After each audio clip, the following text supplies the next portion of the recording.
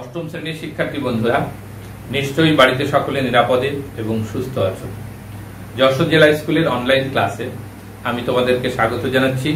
আমি অশোক কুমার দে, সহকারী শিক্ষক, জেলা স্কুল যশোর। আমরা ইতিমধ্যে বৃত্ত সম্পর্কিত উপপাদ্যগুলো শেষ করেছি 10ম অধ্যায়ের। আজকে আমি 10.1 অনুশীলনীর কিছু এক্সট্রা আলোচনা করার চেষ্টা করছি।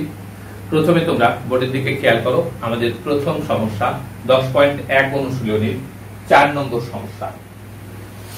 এখানে তোমরা দেখতে পাচ্ছ পাশে একটা চিত্র। চিত্রে ও বৃত্তের কেন্দ্র এবং জ্যা এবি ইকুয়াল টু জ্যা এসি, এবি এবং এসি জ্যাদ্বয় পরস্পর সমান। প্রমাণ করতে হবে যে বিএও এবং সিএও এই কোণদ্বয় পরস্পর সমান। তাহলে ও কেন্দ্র বিশিষ্ট বৃত্তে এবি এবং এসি দুটো সমান জ্যা। কেন্দ্র ও থেকে এ বিন্দু অর্থাৎ ও এ যোগ করলাম। প্রমাণ করতে হবে বিএও অর্থাৎ এই কোণটা ইকুয়াল টু সিএও অর্থাৎ এই কোণটা। এই কোণ দুটো, এই কোণটা আর এই কোণটা পরস্পর সমান আমাদের প্রমাণ করতে হবে। প্রথমে আমরা আসি বিশেষ নির্বাচন। একই লেখা, তাই আমি এইটুকু লিখে তোমাদের বিশেষ নির্বাচনটা দেখিয়ে দিচ্ছি। বিশেষ নির্বাচন মনে করি ও কেন্দ্র ও বৃত্তের কেন্দ্র এবং জ্যা এবি ইকুয়াল টু জ্যা এসি। প্রমাণ করতে হবে বিএও ইকুয়াল টু সিএও। এরকম করে লিখলেই হবে। চলে আসলাম অঙ্কন।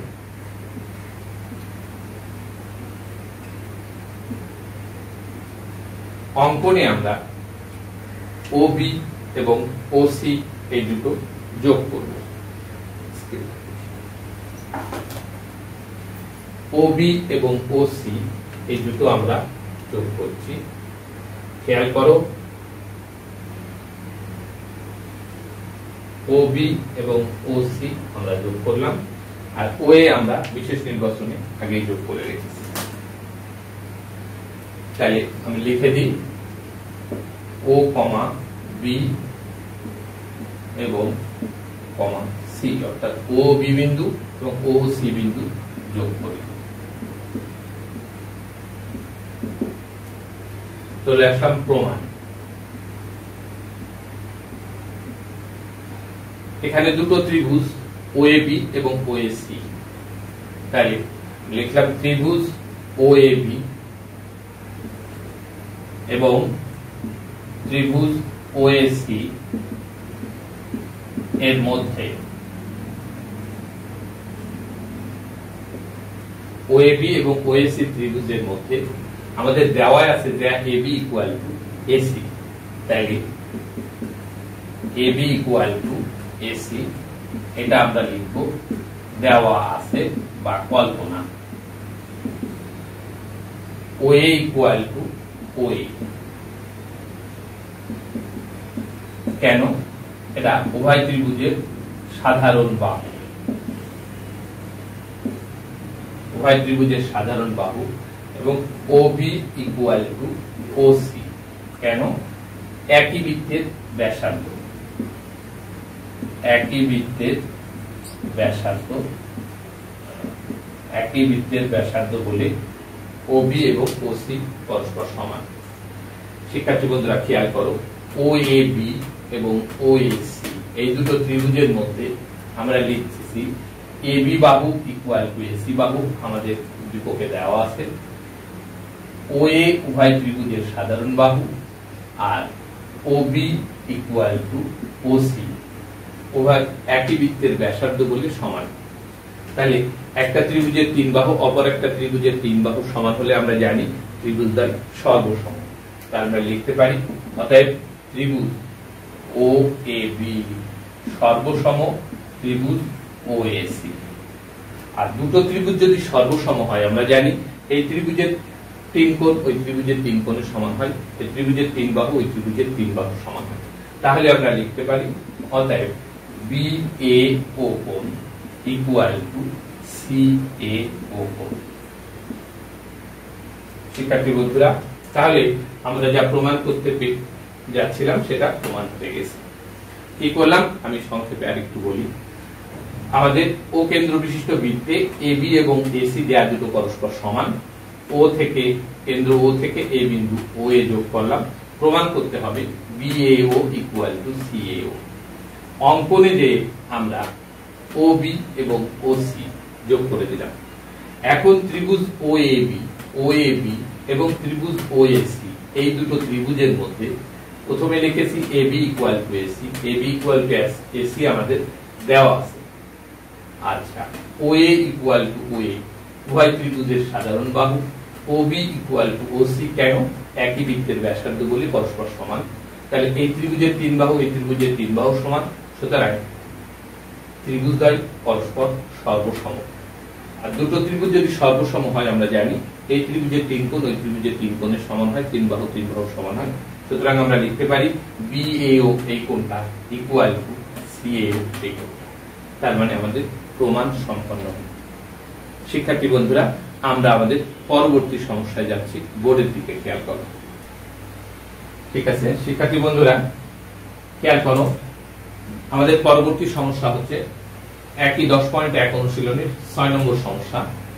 এখানে আছে দুটি সমকেন্দ্রিক বৃত্তের একটি এবি দেয়া অপর বৃত্তকে সি ও ডি বিন্দুতে ছেদ করে, প্রমাণ করতে হবে এসি ইকুয়াল টু বিডি। এখানে দুটো সমকেন্দ্রিক বৃত্ত কি কি? একটা এবিএফ অপর একটা সিডিজি। উভয় বৃত্তের কেন্দ্র হচ্ছে ও, উভয় বৃত্তের কেন্দ্র ও, তার মানে বৃত্ত দুটি সমকেন্দ্রিক বৃত্ত। এখন বৃহত্তর বৃত্ত এবিএফ বৃত্তের যা এবি এই ছোট বৃত্ত সিডিজি কে সি ও ডি বিন্দুতে ছেদ করেছে, আমাদের প্রমাণ করতে হবে এসি ইকুয়াল টু বিডি। তা আমরা বিশেষ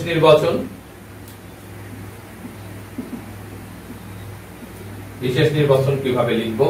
আমরা লিখতে পারি, মনে করি এবিএফ ও সিডিজি দুইটি সমকেন্দ্রিক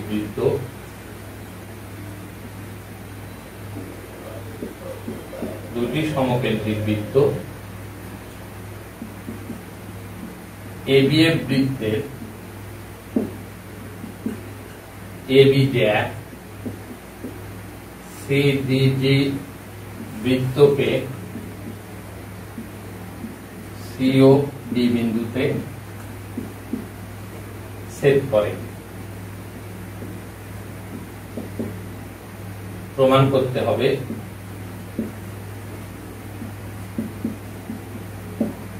এসি ইকুয়াল টু বিডি। তাহলে বিশেষ নির্বাচন কি গেল?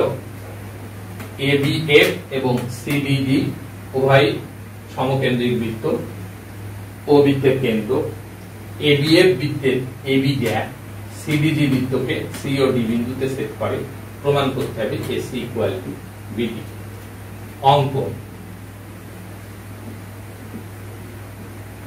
অঙ্কন আমরা বৃত্তের কেন্দ্র ও থেকে এবি দেয়ার উপরে আমরা একটা লম্ব রেখাংশ আঁকবো। তাহলে ও থেকে এবি দেয়ার উপরে লম্ব রেখাংশ ও ই অঙ্কন করি। ও ই, তাহলে বন্ধুরা অঙ্কন ক্ষেত্রে আমরা লিখব ওই লম্ব এবি আঁকি। অঙ্কন সম্পন্ন হলো। চলে আসলাম প্রমাণে।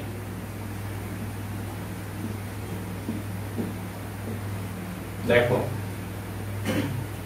এবি জ্যায়ের উপরে কেন্দ্র ও থেকে ওই লম্ব, তা আমরা লিখতে পারি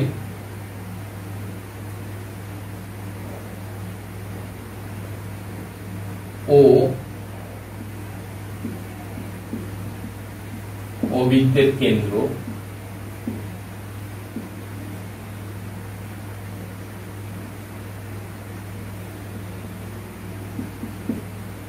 এবি জ্যা ও ওই লম্ব AB। আমরা জানি বৃত্তের কেন্দ্র থেকে জ্যায়ের পর অঙ্কিত লম্ব জ্যাকে সমদ্বিখণ্ডিত করে। অতএব AE ইকুয়াল টু BE লিখতে পারি। তাহলে অতএব AE ইকুয়াল টু BE কেন লিখতে পারি? আমরা এখানে সাইড নোট আসবে, বৃত্তের কেন্দ্র থেকে ব্যাস ভিন্ন কোনো জ্যায়ের উপরে অঙ্কিত লম্ব জ্যাকে সমদ্বিখণ্ডিত করে। ঠিক আছে। আবার বৃত্ত CDG এর ক্ষেত্রে আবার আমরা লিখতে পারি বৃত্ত CDG এর কেন্দ্র ও ওই লম্ব CD।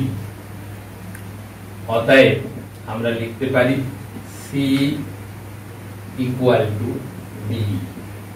এখানেও সেই একই সাইড নোট যে কেন্দ্র থেকে জ্যায়ের উপর অঙ্কিত লম্ব জ্যাকে সমদ্বিখণ্ডিত করে। এখানেও খেয়াল করো শিক্ষার্থী বন্ধুরা, CDG বৃত্তের কেন্দ্র ও আর CD জ্যায়ের উপরে ওই লম্ব। CDG বৃত্তের কেন্দ্র ও CD জ্যায়ের উপরে ওই লম্ব। সুতরাং এখানেও কেন্দ্র থেকে জ্যায়ের উপর অঙ্কিত লম্ব CD জ্যাকে সমদ্বিখণ্ডিত করেছে। অতএব C ইকুয়াল টু B একই সাইড নোট। তাহলে আমরা পেয়ে গেলাম AE ইকুয়াল টু B আবার C ইকুয়াল টু D। এখন AE ইকুয়াল টু B কে যদি আমরা 1 নাম্বার সমীকরণ, C ইকুয়াল টু D একে যদি আমরা 2 নম্বর সমীকরণ লিখি, তাহলে 1 থেকে 2 বিয়োগ করে পাই। তাহলে 1 থেকে 2 নম্বর সমীকরণ বিয়োগ করে পাই। কি পাবো দেখি, এখানে AE বিয়োগ C